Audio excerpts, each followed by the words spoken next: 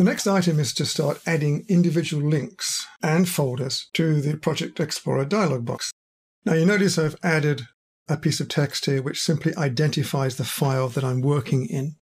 You'll find most of the files in the P73 folder have a similar piece of text identifying the file. So in the Explorer box, we first need to create some folders. There's no point throwing everything in without some organization. So click on the Create folder. Here's our folder. Let's give it a name. We'll call it P73 Designs.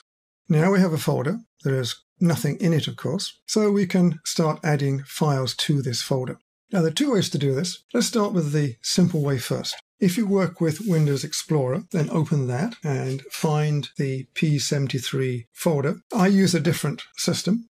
I use this file management system called Total Commander. I find this very useful. You might want to have a look at this on the web. Very useful. Here I have on this side, I have my P73 folder, and here are my files in that folder. All I have to do is click and drag files to my Project Explorer. So let's just try one first. Let's take Foundation Block A and drag that across to this folder. Drop it in, and now I have an item in that folder. Let's carry on doing this.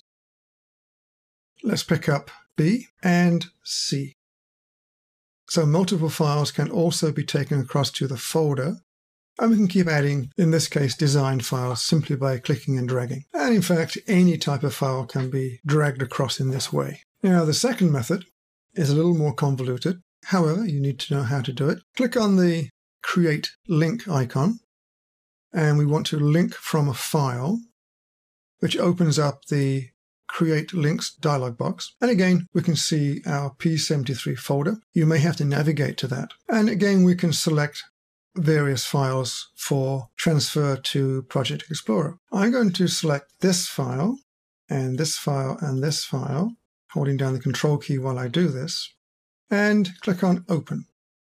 Now, I don't take these files directly to the link set yet. What I can do, though, is a little more sophisticated, in that I may not want to take the entire file across to the link set, but I may only want to take a model or a saved view rather than the entire file. And I can do this with this facility. So in the tree version, if I expand the first file, I will see a list of the models currently in that file. And I can select those for transfer across to my link set folder. If I click on List, however, I will see every item in all three files.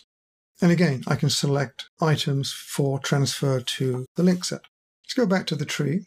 This time I want to just take the cooling model across to the link set. So I select it and say OK. The cooling model now is placed at the top of the list in the link set, which is fine, except that I don't really want it there. But what I really need is to locate the cooling model inside a new folder in the P73 Designs folder. So I'll select Designs, I'll click on Folder, Untitled, and I'll call this one Models. So now I have a subfolder inside my design folder, and now I can click and drag that model to that folder. And now my cooling is inside the models folder. And you can, of course, create as many folders and subfolders as you need. And this becomes rather important in large projects with multiple items. Things can get very confusing very quickly. Let's take a closer look at the Create Link dialog box. As you saw, you can select individual files or multiple files, but you can also select files and add them to the selected files below. For example, we have the HVAC Building C selected. Click on the Add, and that pops that particular file into the Selected Files box. You can then navigate to a different folder, select more files, add them into the Selected File box, and then when you have the files you need from the various sources, then you can click on Open, which will pop them into the link set. Another item to consider is the Save Relative Path option. You would normally have this on if you wanted the files in the link set to be transportable between computers. In other words, another user can have access to those files directly. So now you know the two methods of adding links.